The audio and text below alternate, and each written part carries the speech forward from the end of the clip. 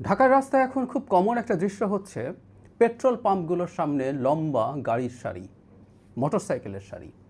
দেখতে মনে হতে পারে ভয়ঙ্কর জ্বালানি সংকটে পড়ে গেছে বাংলাদেশ। আর ব্যাপারটা ঠিক সেরকম না। কিন্তু আমাদের একটু ভেবে দেখা দরকার যে এই প্রেক্ষাপটে আমরা জনগণ যারা আছি আমাদের কি করা দরকার।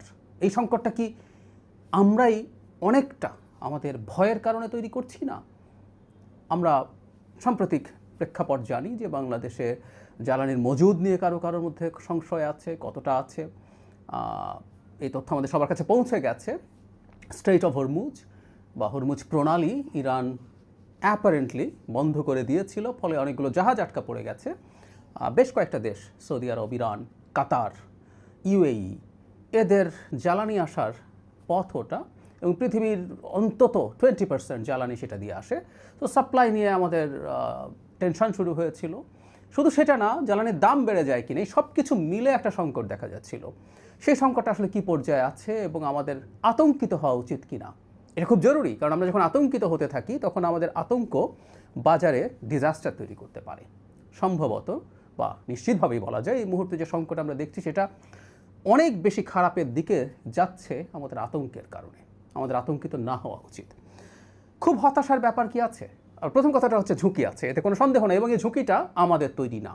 গ্লোবাল ঝুঁকি যখন তৈরি হবে সেই ঝুঁকির মাসুল আমাদেরকে দিতে হবে। আমি আগেও একদিন বলেছিলাম যে আমাদের সরকার, আমাদের বলতে আমরা যারা এই দল বা এই সরকারে যারা আছি তা না, এই সরকার আমাদের প্রত্যেকটা জনগণের সরকার।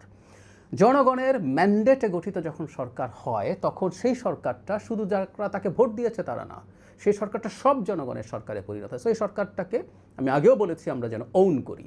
সো আমাদের সরকারটার, আমাদের রাষ্ট্রের একটা দুর্ভাগ্য যে সরকার আসতে না আসতে 1 মাসও হয়নি, কয়েক সপ্তাহ হলো, 3 সপ্তাহ হলো, সেই সময়ের মধ্যেই এই ধরনের একটা ভয়ঙ্কর পরিস্থিতির মধ্যে আমরা পড়েছি। কিন্তু এর মধ্যে আমরা আমাদের হাতে যতটুকু আছে, অনেক কিছু আমাদের হাতে নেই, এবং এই হাতে না থাকা জিনিসটি আমরা ইভেন বড় সংকটেও পড়তে পারি। যদিও আমি মনে করি সংকট অত বড় হবে না, কিন্তু পড়তে পারি। কিন্তু এর মধ্যে আমরা যতটুকু পারি আমরা যেন অতটুকু আর খারাপ না করে ফেলি। একটা কথা আছে এরকম, কেউ যদি গর্তে পড়ে তার প্রধান কাজ হচ্ছে বা প্রথম কাজ হচ্ছে গর্তটা আর না খোঁড়া, ওটাকে আর গভীর না করা। সো আমরা গর্তে পড়ে যেতে পারি বা পড়ে গেছি খানিকটা, কিন্তু আমরা যেন সেটা না খুঁড়ি। জ্বালানি দরের প্রেক্ষাপটটা যদি একটু দেখি, সেটা হলো আমরা দেখেছি আমাদের জ্বালানি মন্ত্রী জানিয়েছেন গতকাল যে 2 জাহাজ জ্বালানি তেল এসছে, আমাদের মজুদ বেড়েছে, কিন্তু রেশনিং হবে। এই যে রেশনিং হবে বা রেশনিং হচ্ছে, এটাও কারোর মধ্যে এক ধরনের আতঙ্ক তৈরি করছে। কিন্তু রেশনিং হওয়াটা কেন জরুরি সেটা নিয়েও একটু কথা বলতে চাই। মজুদ বাড়া, কিন্তু যেহেতু সংকটের একটা সম্ভাবনা আছে এবং আমাদের একটা আচরণও এই রেশনিংয়ের জন্য দায়ী, সেটাই আসবো। এখন আমাদের ভবিষ্যতে সাপ্লাই কি বাড়ার সম্ভাবনা আছে? উত্তর হচ্ছে আছে। কারণ স্ট্রেইট অফ হরমুজ পুরোপুরি বন্ধ করে রাখার বিরুদ্ধে চায়না অবস্থান নিয়েছিল। চায়না 4-5 দিন আগে থেকেই আমরা নিউজ দেখেছি যে চায়না ইরানের সাথে আলোচনা করছে স্ট্রেইট অফ হরমুজ যেন এভাবে পুরো বন্ধ না করে ফেলে।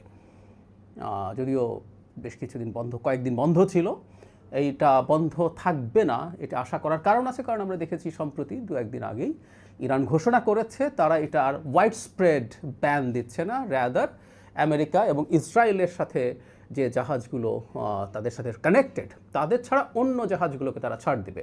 তাহলে আমরা এভাবে বলতে পারি যে ওই স্ট্রেইট অফ হরমুজ দিয়ে সামনে তেল বা এলপিজি, এলএনজি এগুলো ভিন্ন জাহাজে করে আনা যাবে। ফলে বাংলাদেশের বিদ্যুৎ এবং এই পেট্রোলিয়াম পণ্য, আমাদের বিদ্যুতের একটা বড় অংশ এলএনজির সাথে কানেক্টেড, সেই জন্য বিদ্যুতের কথা বলছি, সেগুলো মেজর সংকট তৈরি করবে না। শুধু সেটা না, এইখান দিয়ে পৃথিবীর সারেরও একটা বিরাট পার্সেন্টেজ পরিবাহিত হয়, অ্যারাউন্ড 20-25% আমাদের সারেরও সংকট হওয়ার সম্ভাবনা থাকতে পারত।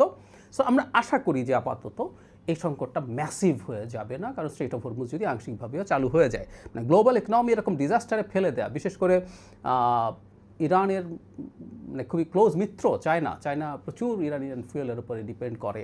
চায়নাও এটা এভাবে চাইবে বলে মনে হয় না। অ্যাট দ্য সেম টাইম আরও কিছু স্টেপ, যেমন রাশিয়ার তেল কেনার ব্যাপারে যে পরিমাণে এম্বার্গো ছিল, আমেরিকা সেটা থেকে খানিকটা সরে এসছে, ইন্ডিয়াকে আবারও ছাড় দিচ্ছে তারা রাশিয়ার তেল যেন কেনে, তাতে গ্লোবাল যে সাপ্লাই শর্টেজ আছে সেটা কমে আসবে।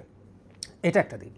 আমাদের দেশে এই যে একটা আতঙ্ক তৈরি হয়েছে যে যথেষ্ট মজুদ নেই, এটা নিশ্চিত আমরা সরকার থেকে, আমি আমার জায়গা থেকেও চেষ্টা করবো আমাদের স্ট্র্যাটেজিক রিজার্ভ আরও বাড়ানো। এটা আসলে করতে হবে, কারণ এই অঞ্চল এবারও যদি শান্ত হয়ে ওঠে কিছুদিন পর, এটা আবার অশান্ত হয়ে ওঠার সমূহ সম্ভাবনা থাকবে। সো ভবিষ্যতে আমাদের খুবই জরুরি কাজ হবে। ইনফ্যাক্ট ইন্টারিমের উচিত ছিল, কারণ এর আগেই 12 দিনের যুদ্ধ হয়েছিল, তখনই আঁচ করা দরকার ছিল যে এখানে জায়গাটা আবার অশান্ত হয়ে উঠতে পারে। এবং ইরানের সাথে সংকট মানে স্ট্রেইট অফ হরমুজের সংকট।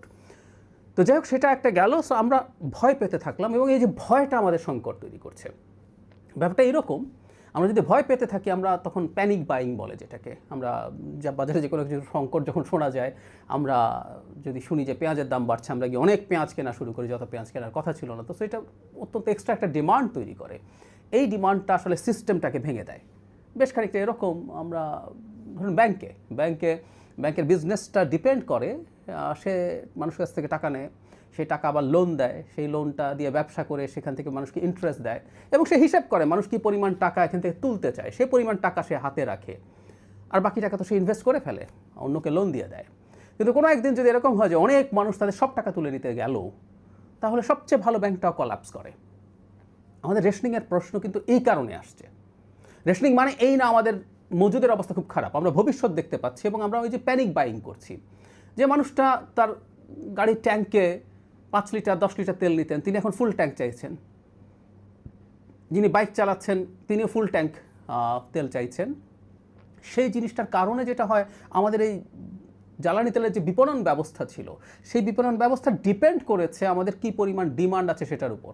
যখন মানুষ 2 লিটার 3 লিটার বাইকের জন্য কেনে, 10 লিটার তার অন্য কারের জন্য কিনছে, সেডানের জন্য কিনছে, সেটার উপরে ডিপেন্ড করে। যখন প্রত্যেকে ফুল ট্যাঙ্ক তেল নেওয়া শুরু করে, তখন আমাদের যে ডিস্ট্রিবিউশন এবং সাপ্লাইয়ের যে চেইন আছে, সেটা ভেঙে পড়ার সম্ভাবনা থাকে। সে কারণেই আসলে রেশনিংটা লাগবে।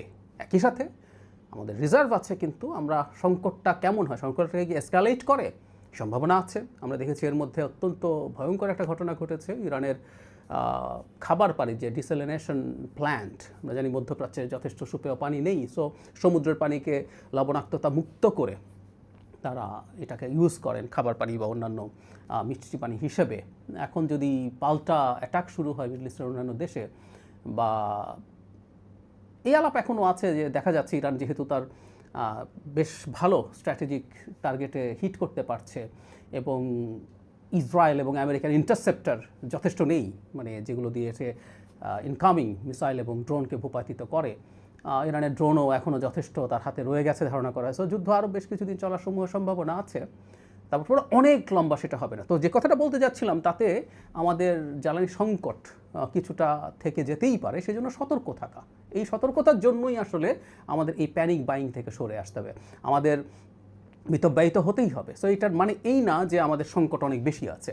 একই সাথে আরেকটা ঘটনা ছিল, আমি আশা করি আমাদের মাননীয় প্রধানমন্ত্রীর একটা সিদ্ধান্তের পর এই ঘটনাটা আর ঘটবে না। মানে এতদিন পর্যন্ত এই ঝুঁকিও ছিল, বা এটা হয়েছে অনেক জায়গায়, পেট্রোল পাম্প মালিকদের অনেকেই তাদের রিজার্ভে তেল ধরে রাখছিলেন, কারণ একটা এক্সপেকটেশন ছিল, একটা ফোরকাস্ট ছিল, মানে তেলের দাম বাড়িয়ে দেওয়া হবে। গতকাল প্রধানমন্ত্রী ঘোষণা করেছেন জ্বালানি তেলের দাম বাড়ছে না, ফলে এখন আর ওই তেল ধরে রাখার প্রবণতা পেট্রোল পাম্পগুলোর থাকবে না। সুতরাং আমরা আশা করতে পারি যে এই সংকটটা আর এভাবে চলতে থাকবে না। একটা কথা মনে রাখা দরকার, সেটা হচ্ছে একটা সরকার যে মাত্র দায়িত্বে এসছে, সেই দায়িত্বে আসার পর এই ধরনের একটা বড় বিপদে পড়েছে। এটা আমাদের সবার সরকার, আমরা সরকারকে ঠিকঠাকভাবে দেশ পরিচালনার জন্য যেন সাহায্য করি, আমরা আমাদের প্যানিকের জন্য, আমাদের প্যানিক বাইংয়ের জন্য আমরা অন্যদের জন্য যেন ঝুঁকি বা বিপদ তৈরি না করি। আমি সত্যিই আমাদের এই ব্যাপারে আশ্বস্ত করতে চাই, বাংলাদেশ ম্যাসিভ সংকটে নেই। বাংলাদেশের কিছু সংকট আছে, আর সবার যেমন সংকট আছে সেই রকমই সংকট, এর মধ্যে আবার অনেক বাড়াবাড়ি কিছু হয়ে গেছে, ব্যাপারগুলো তা না।